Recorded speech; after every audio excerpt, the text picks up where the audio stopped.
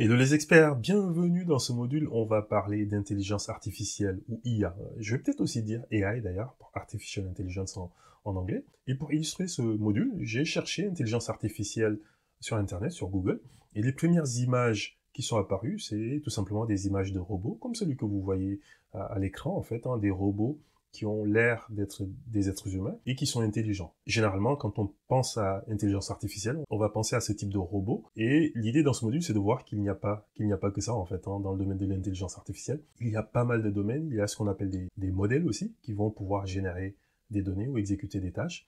Et d'ailleurs, pour l'anecdote, cette image que vous voyez à l'écran, c'est une image qui a été générée par une intelligence artificielle de type Generative AI. Donc l'IA, c'est quoi? On voit qu'ici, on a l'IA, l'intelligence artificielle, et que dans l'intelligence artificielle, on va retrouver plusieurs sous-domaines. On va retrouver le machine learning. Donc le machine learning est un sous-domaine de l'IA. Et dans le machine learning, on va retrouver le deep learning, qui est un sous-domaine du machine learning, et l'IA générative, qui est un sous-domaine du deep learning. L'IA désigne tout simplement le développement de systèmes capables de réaliser des tâches qui sont normalement réalisées par des êtres humains. D'où la notion d'intelligence qu'on associe à l'être humain, sauf que c'est pas des êtres humains, c'est des programmes. Et c'est pour cela qu'il y a également la notion d'artificiel. Donc lorsqu'on pense à IA, c'est l'ensemble de ces domaines et de ces techniques qui permettent de développer des systèmes qui sont capables de faire des choses un peu comme les êtres humains. Ils vont être capables de simuler l'intelligence humaine, ils vont être capables de raisonner comme un être humain, ils vont être capables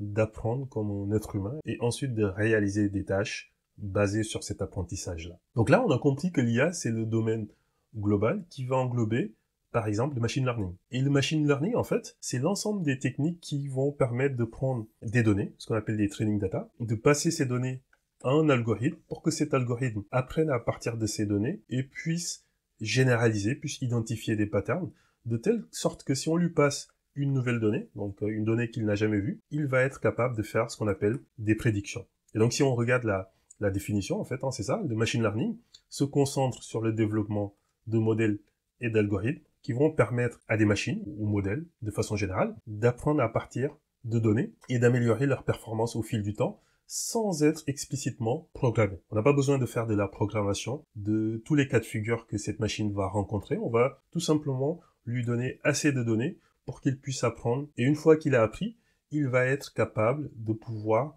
prédire des résultats. Par exemple, on pourrait, avec le machine learning, développer un modèle qui va prédire la probabilité qu'un client achète un de vos produits. Et pour cela, en fait, comment ça marche? Ça veut tout simplement dire qu'on aura récupéré l'historique peut-être de milliers et de milliers de clients. Donc quand on parle d'historique, on parle d'historique d'achat, et puis des informations sur ces clients. Ensuite, toutes ces données, on les a passées au modèle de machine learning. On l'a entraîné pour qu'il puisse détecter des patterns, pour qu'il puisse être assez intelligent pour que si jamais on a un nouveau client qui arrive, par exemple Amadou, et on le passe à ce modèle va être capable de dire, ok, ce client Amadou, basé sur ce que j'ai appris à partir de ces données, je pense qu'il va acheter tel ou tel produit sur le site e-commerce. Le deep learning, c'est un sous-domaine du machine learning. C'est plus avancé que le machine learning, et cette fois-ci, en fait, il va se baser sur ce qu'on appelle des réseaux de neurones inspirés du cerveau humain. Donc un cerveau humain, en fait, c'est constitué de neurones, de synapses. Ces neurones, qui sont les cellules de base, vont communiquer grâce aux synapses. Et puis, il va y avoir des connexions qui vont se faire entre ces neurones grâce à ces synapses. Et un cerveau humain va être capable d'apprendre, va être capable d'avoir une expérience sur laquelle se baser, va être capable de faire des déductions, encore une fois, sans qu'on ait besoin de le programmer explicitement. Et le deep learning, ça va être un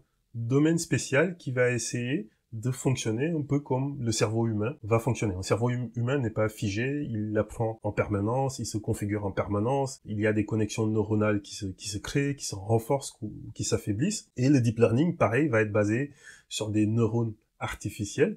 Il va y avoir des connexions, ils vont être capables d'apprendre à partir de très grandes quantités de données, et ils vont être très bons dans des cas d'usage tels que la reconnaissance vocale ou la reconnaissance d'images, par exemple. Donc ça, c'est quelque chose dont on va reparler beaucoup plus en détail dans les modules suivants, ne vous inquiétez pas. Mais juste pour vous donner un exemple, pour que ça soit clair pour vous, un exemple de ce qu'on pourrait faire avec le deep learning, ce serait un algorithme de vision par ordinateur qui va reconnaître des visages. Donc ça va être du deep learning. Ou alors un algorithme de vision par ordinateur qui va permettre de faire de la conduite autonome pour les véhicules, par exemple. Ou alors un algorithme de vision par ordinateur qui va faire de la détection d'anomalies médicales sur des radios, par exemple, Donc là, on va être dans le domaine du deep learning. Et enfin, la generative AI, c'est un sous-domaine du deep learning. Dans la generative AI, on ne se contente pas tout simplement de reconnaître ou de classer des données. Donc classer des données, c'est par exemple, on a des données sur un client, Amadou par exemple, et puis on va prédire que Amadou va acheter tel ou tel produit. Donc c'est ce qu'on entend par reconnaître ou classer des données. Dans la generative AI, on va avoir des modèles génératifs qui vont créer du contenu,